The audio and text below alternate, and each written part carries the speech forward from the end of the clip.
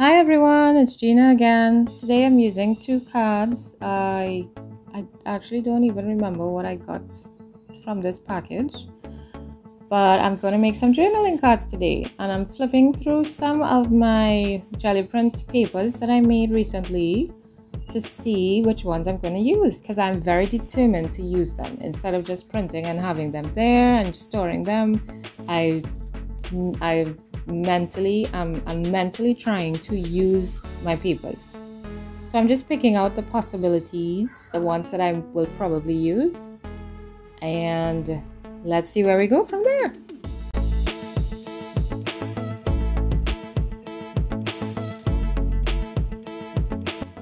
I'm liking how this looks, so I decided I'm going to use this first one to cover the card. And I'm going to use these cards for journaling in my journal.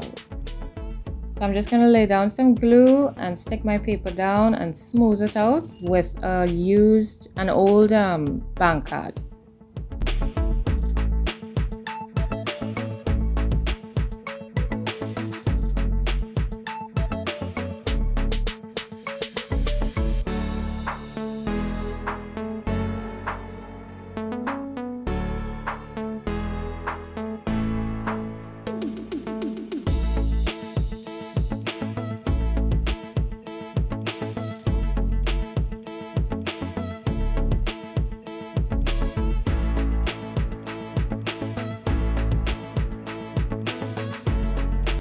Now for this one, I decided to use the flowers, very different from the other one. And I'm just trying to decide how I'm going to cover this one. And I'm going to stick this one down.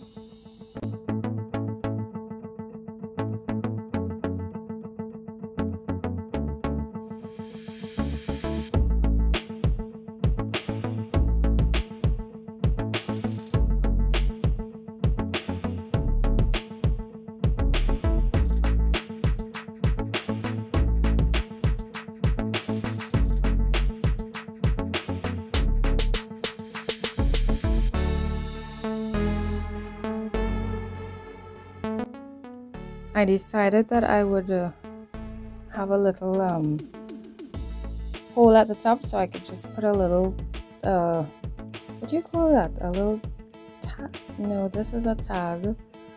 A little kind of ribbon.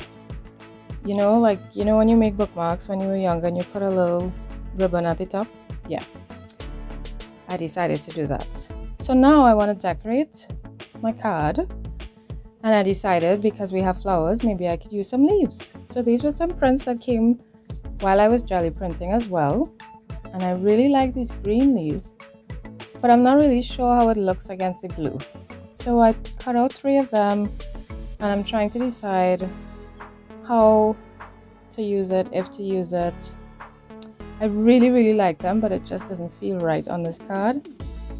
So I fiddle around a lot with it, trying to decide how to put it, and eventually I just left it out. So I saw my container of flowers on the side, and I decided to pull that and see how it would look. And I thought, I think that would look good, but not this one. So I have to make some fresh flowers, and this is how I did it. First, I have to start with a square.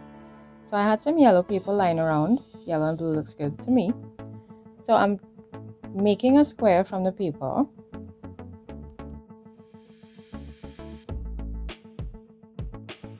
Then I fold that square in half upward from the bottom up, and then I take the right corner and I'm going to take it to the left side. I was trying to remember. So I make a little diamond on top. So then I take those 2 points and I put them together like that. And the piece that remains, the flap, I'm just going to tuck it under, like that. There you go. And I smoothen out everything, I crease it down. And under the last fold, I'm just going to cut a curve under the fold. And then we open it out and we get a flower. Ta-da! It came out really cool. And I thought I needed to do 2 more. So I'm going to use this drop paper where, you know, I laid stuff on it and then painted, and this is what remained. So I'm making a smaller one, making another square and doing my folds and cutting, and I'm making another smaller one on top. So I fold in half, then I bring my points together. This one was acting up funny, and then I realized that I actually did not make a square to start with. So I had to unfold it, then make my square. See how important it is? You actually have to start with a square. So I make my square, I fold my square in half from the bottom up. Then I take the right bottom corner, carry it to the top left, a little more than halfway up, and then I fold my 2 points together from the diamond shape, and that little flap I fold it to the back, making sure all my edges line up.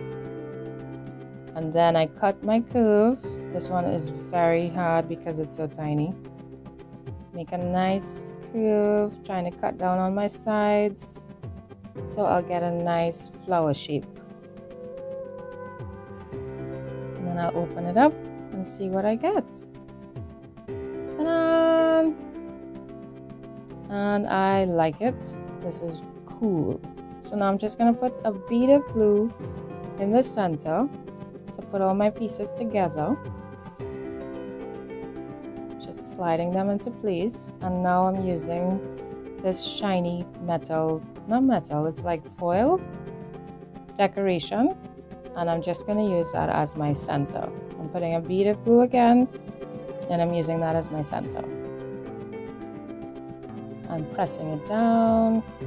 Ta-da! And I love, love, love how that looks. I really, really love it.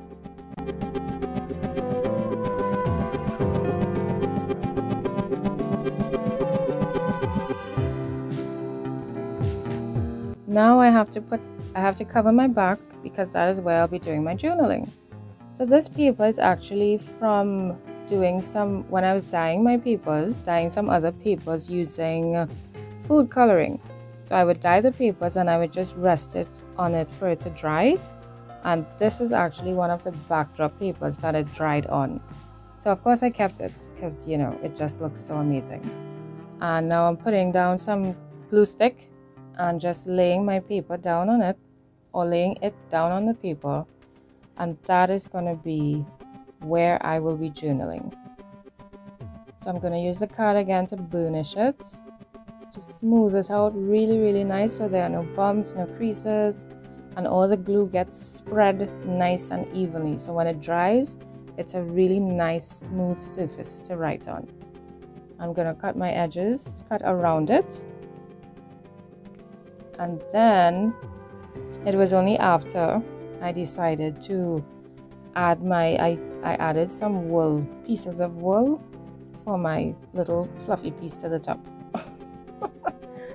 Yeah, I forgot to do it. So, and that's basically it. I'm gonna add it to my journal and do some journaling on it on Sunday. So thank you so much for watching. I appreciate it. I hope you'll make some nice journaling cards too. And I'll see you again in the next video. Bye!